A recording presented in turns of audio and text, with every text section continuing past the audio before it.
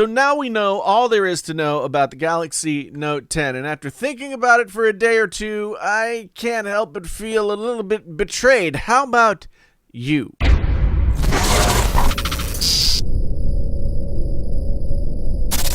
Hey there, friends on YouTube. My name is Jason, sometimes known as the JTL. This is Painfully Honest Tech. Tech so honest it hurts. If this is your first time here, thank you so much for stopping by. I hope you come back again. Like, subscribe, bell, notify yourself. Share this video with someone that you think would enjoy it. And if you've been here before, thank you.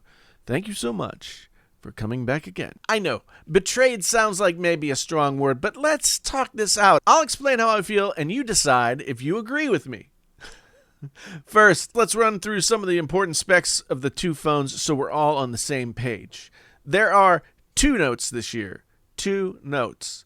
Where in the past there's been only one.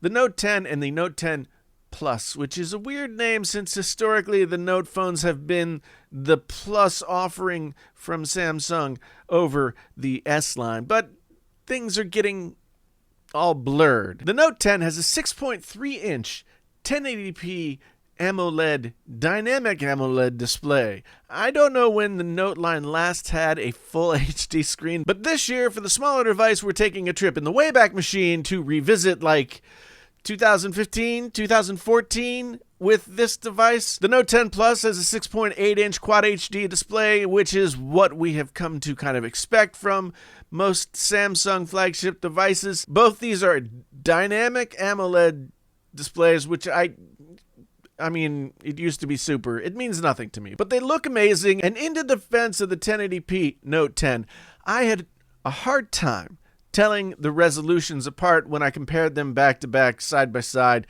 at the Unpacked event last Wednesday. They are both really good screens. Both phones have the Snapdragon 855 chip in the US, and whatever the current most powerful, newest Exynos chip, over in other places. There's nothing wrong with the 855. I mean, it's this year's Qualcomm chip. It's a faster, more efficient version of last year's Qualcomm system on a chip. What really sticks in the craw here is that Qualcomm recently announced the 855 Plus, a version of the chip that's been overclocked for a modest speed boost, and we are not getting that. Rumors prior to the event had the Note 10 getting this souped-up chip, but alas, it never came to be. This is a blessing and a curse, really. The regular 855 won't be as power-hungry and therefore kinder to battery life, but the 855 Plus would have been a nice addition to what has generally been considered Samsung's powerhouse device. And battery life is really going to kind of be an issue because the Note 10 Plus comes with a 4,300 milliamp hour battery, which is plenty for all-day battery life in a device like the Note 10. But the smaller version, the Note 10, only has a 3,500 milliamp hour battery. And I've heard from other videos. I watched Dave Lee's video the other day, and Dave said that he was only getting 4 hours of screen on time with the Note 10, which is not good. Not good at all. Not good at all. Both devices come with 256 gigabytes of internal storage, but only the Note 10 Plus has that so lovable micro SD card slot, which when taken away before has been a deal breaker for a lot of Note 10 buyers. The last time Samsung left this feature off a Note device, the Note 5, I believe it was. Note devotees were not happy, and the next year they brought it right on back. This year, nobody's happy either. The Note 10 comes with 8 gigabytes of RAM, while the Note 10 Plus comes with 12 gigabytes of RAM. I mean, those are both respectable numbers, and one of the only places where the Note 10s over-deliver in the specs department. With a phone line that typically pushes the limits of the current smartphone tech, that's really saying something, that only really the RAM is over and above. There's also a 5G variant of the phone, but honestly, no one should buy 5G in 2019, at least not in the hopes of getting 5G service. 5G for the majority of people in the US is still years away, and even where it's available, it's spotty at best. Like in New York, there's one building with 5G, and once you step out of that building, no more 5G. This year, 5G is the buzzword, but don't believe the hype. It's a useless feature right now, just completely totally useless. And for those of you who are thinking, well, I'll buy 5G now and it future-proofs me for later on, the 5G tech, it's evolving incredibly fast. The chances are that the 5G radio in this phone this year will be several generations down the line by the time you can use 5G on a regular basis. But I digress. I'm going to talk about 5G in another video sometime soon, so let's get back to the Note 10. Both phones have triple cameras on the back, and the Note 10 Plus has a depth sensing camera that lets you play with 3D animated stuffed animals or something. Once again, this is another feature, this AR stuff that you can do that's really, most people will try it out once, be like, oh, that's fun, and then there's no practical use for it ever again. Yes, AR moving forward, great, but certainly AR is like a huge future thing down the line, and we'd like to see it develop, but in the present, it's still mostly a gimmick, and it's no reason to buy the Note 10 Plus. Yeah. Similarly, the S Pen learned a few more tricks this year. Now, along with being a remote to work the camera shutter, you can use gestures to control the camera app and switch between camera modes and some other thing. This, like the LG hand gestures on the G8, seem like a nod to the future, but a gimmick in the present as well. I tried to use the gestures while demoing the phone and couldn't get them to work. Certainly with more practice I could get better, but who honestly cares? I don't care at all. So why would I bother? Why is it there? 99% of all users just open the camera app, point, and shoot. These gestures will go unused by nearly everyone who uses the phone. I'd rather have more impressive specs than gimmicks. And I don't even care about specs. Oh, and there's an in-display fingerprint reader that Samsung actually didn't really talk about at all in the event, but no real info was offered regarding whether or not it's different or improved or anything like that from the fingerprint reader that is in the S10, and that one didn't really work all that well for me. And once the cool factor kind of wore off after a few days, I stopped using it on the S10 Plus and just never went back.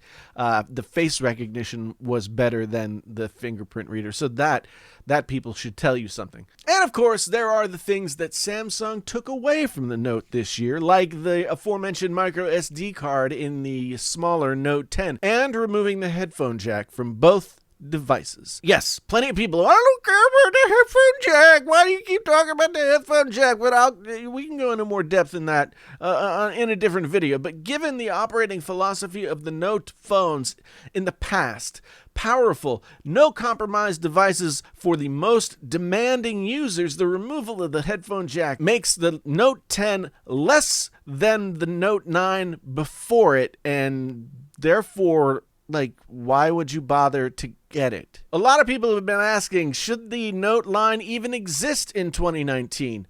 And prior to the Note 10 and Note 10 Plus, I was a staunch defender of the Note line. The S Pen, the power user features, separated it quite a bit from the every person sort of S line that Samsung has. But this year, now that I've been able to get to the event, get my hands on the phone, and all of the questions about what the device is going to be have been answered, it's harder to defend the Note's existence. Yes, the S Pen still exists and continues to add more features regardless of how useful they might be, but considering the Note 10 is basically now, more than ever, an S10 with an S Pen, that none of the rumored features like an all-buttonless design and no holes in the screen and, better cameras and all that kind of stuff, the Note 10 and Note 10 Plus are just truly S10 phones with slightly different bodies and a pen shoved up there.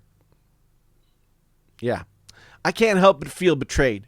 Every year since the first Note was released, I waited excited for what the next one might bring to the table, and over the years, Samsung has pretty much always delivered. Each Note phone got better than the previous one, and while there might have been some incremental years in there, the Note was still different enough from the S line to make it something special.